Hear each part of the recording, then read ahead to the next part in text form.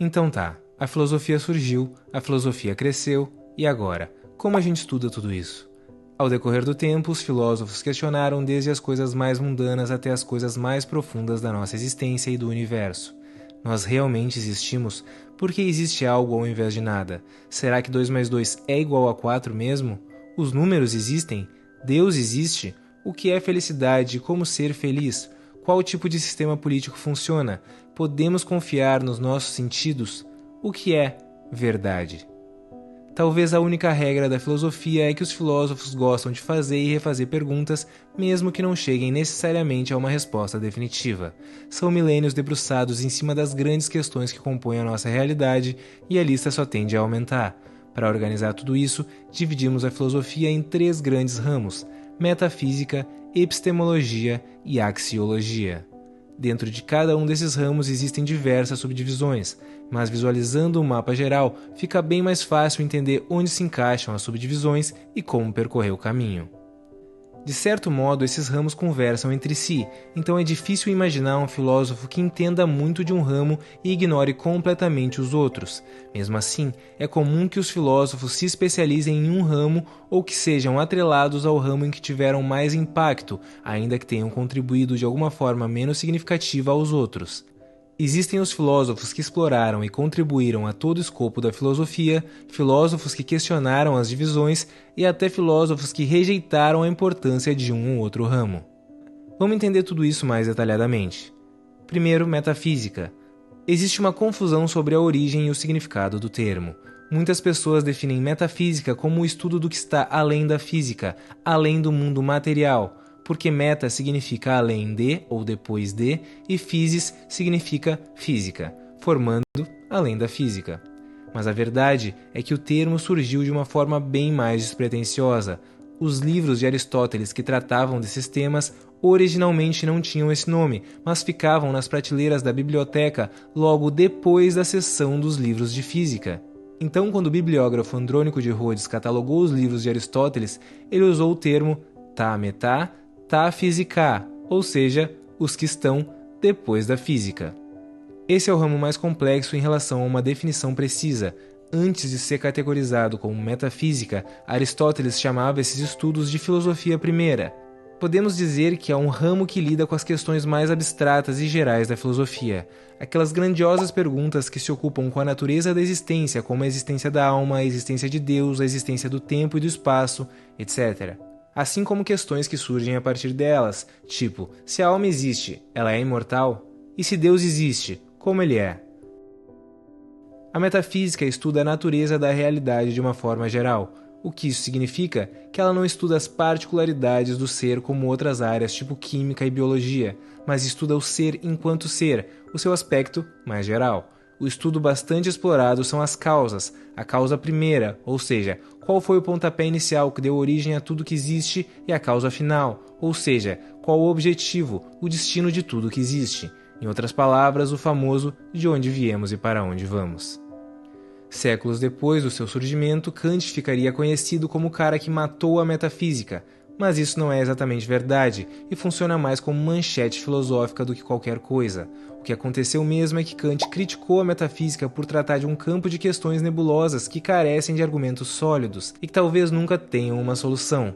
Mesmo assim, a metafísica segue viva e hoje em dia ocupa um lugar importantíssimo no debate filosófico, com perguntas que nunca perderam seu espaço fora e dentro dos meios tradicionais da filosofia, como por exemplo, qual o sentido da vida? E perguntas que ganham cada vez mais protagonismo tanto no debate filosófico quanto na ciência, como por exemplo, temos livre-arbítrio?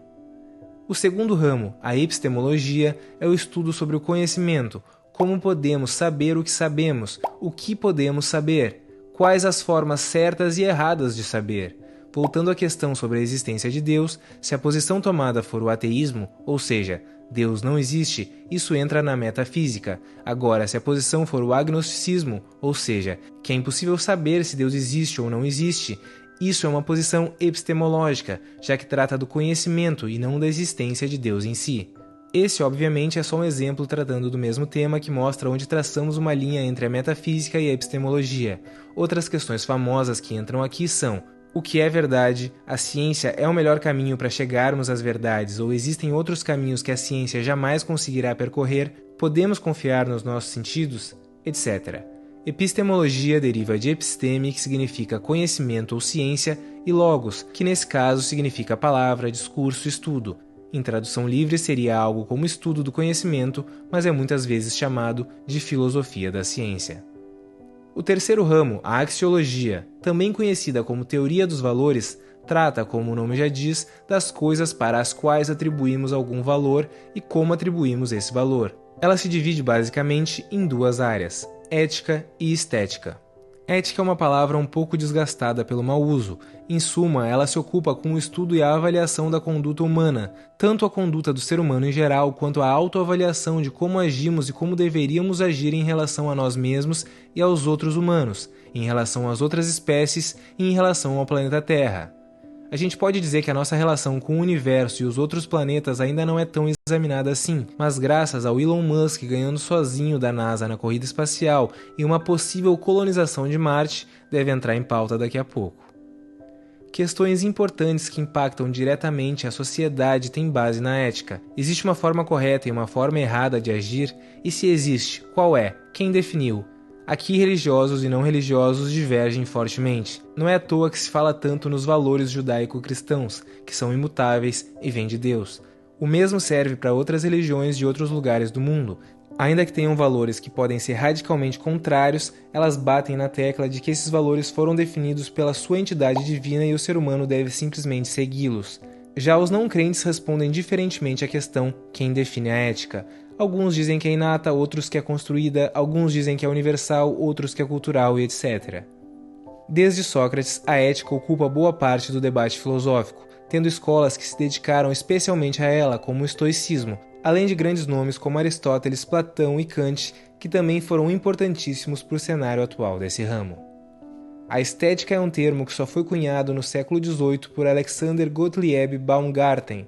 Ele define a estética como a ciência do belo e da arte. Obviamente, a filosofia já se ocupava com a estética muito antes, pelo menos desde Platão, ainda que não com esse nome. A estética vai um pouco além da arte e do belo e traz questões que não só nos deparamos no nosso dia a dia, como você provavelmente já refletiu bastante sobre. Sabe quando alguém diz, funk não é arte? Então, por trás disso existe a pergunta, o que é arte? Se uma pessoa gosta de uma obra de arte e a outra não gosta, isso significa que a arte é subjetiva? Totalmente subjetiva? Não existe nada de objetivo na arte? A arte deve ser contextualizada ou é atemporal? Se até hoje apreciamos a poesia de Homero, as pinturas de Van Gogh e as sonatas de Mozart, então o belo independe da época? Se alguém compõe uma música em seu quarto e nunca mostra a ninguém, isso tem valor estético? A estética se ocupa inclusive em examinar se o belo existe como uma entidade que independe de um juízo de valor externo. E finalmente temos algo que nos ajuda na busca pelas respostas, ao invés de só levantar cada vez mais perguntas. A lógica. Ainda que possa ser considerada um quarto ramo da filosofia, a lógica funciona mais como uma espécie de instrumento, usada em todos os ramos como forma de construir argumentos válidos.